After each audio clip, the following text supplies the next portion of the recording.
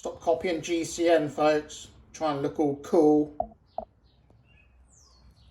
Get yourself some proper lights.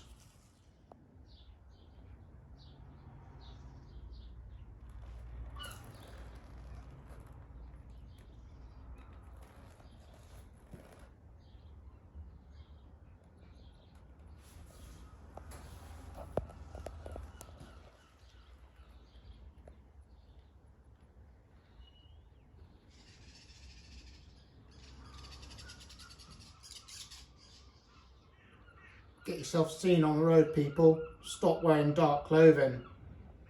Trying to look like a pro. It's all show. It's no good. And not all lights are daytime running lights. People sharing that road safely. Make hundreds of videos like this. Because it matters, doesn't it?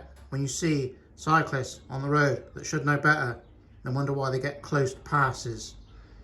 Sure, that can still happen, but get some decent lights, folks.